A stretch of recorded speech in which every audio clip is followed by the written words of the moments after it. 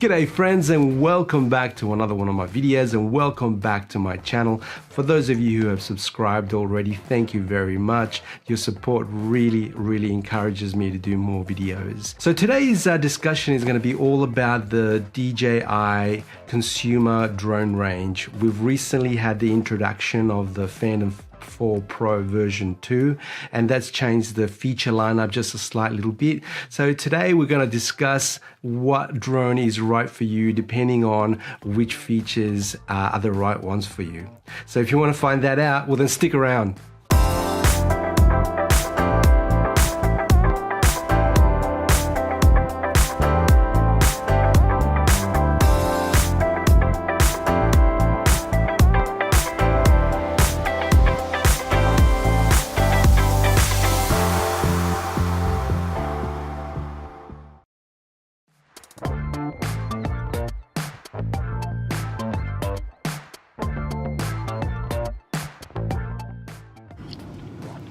Oh, you can't start the day without one of these.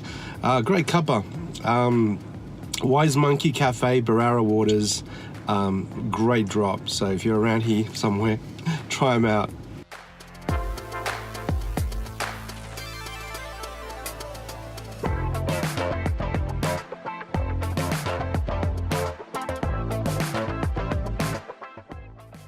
So here we are in Barara Waters, a beautiful riverside community about 45 minutes north of Sydney, outside the no-fly zone, so it's really safe to fly your drone here. It's a beautiful place, but unfortunately it's cloudy today, so we're going to make the most of it. So let's get the drone up in the air, get some footage, and talk about some of the changes in the DJI range.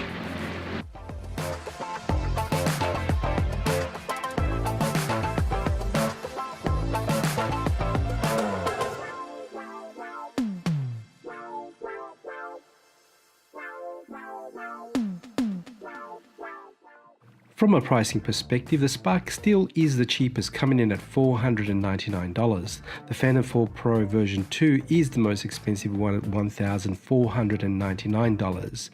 The very economical Fern 3 SE is still very nicely priced at $599, but cannot be sourced in too many places outside the United States.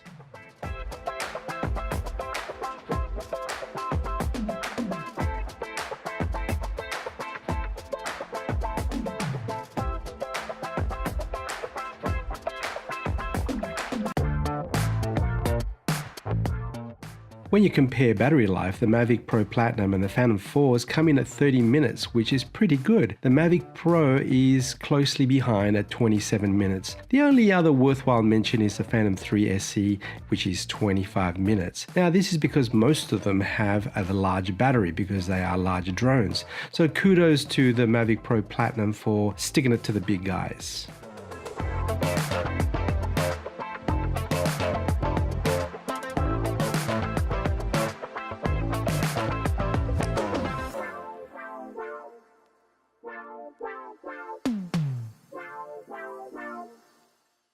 From a video recording and resolution perspective, the Phantom 4s have the edge over everybody else. They currently can record at 4K at 60 frames per second. The Mavics are pretty close behind at the maximum of 4K at 30 frames per second, and the poor old Spark is only 1080p. Now this goes to say that the Phantom 4s are at the top end of the scale, have the better sensor and the better camera, so it's only fit that they have the better resolutions.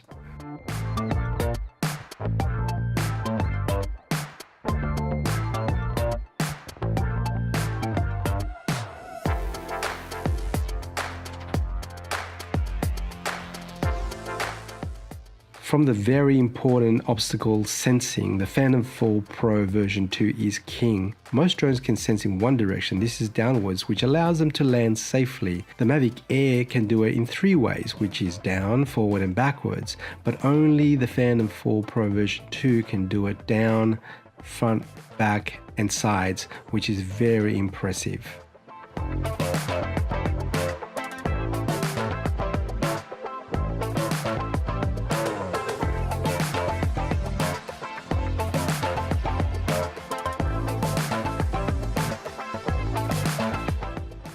If you're not only interested in taking video with your drone, but also a keen photographer, you'll be happy to know that most of these drones can take JPEG and RAW photos. The poor old Spark only does JPEG, unfortunately, but the Phantom 4 Pro version 2 is very impressive because it can do JPEG and RAW, but it can also do JPEG and RAW at the same time.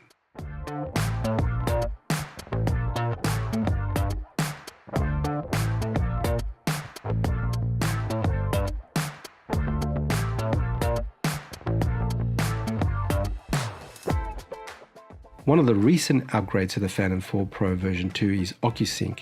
Now, OcuSync is the transmission method in which the images come back from the drone to your controller or to the device you have your controller attached to, like an iPhone. Now, currently, the Mavic Pro Platinum and the Mavic Pro were the only ones with OcuSync. The Phantom 4 Advanced uses an older transmission method called Lightbridge, and the Mavic Air and the Spark use advanced Wi-Fi. Now, why this is important? Well, OcuSync allows the very clean transmission of high quality video data straight from your drone to your goggles.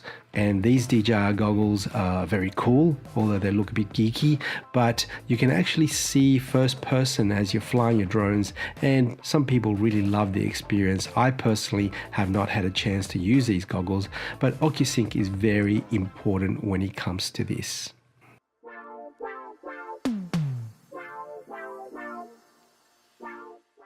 So as we can see, all these features are nicely lining up, with the cheapest drones having least features and the most expensive drone, which is a Phantom 4 Pro version 2, having the full range of the best features that DJI has to offer.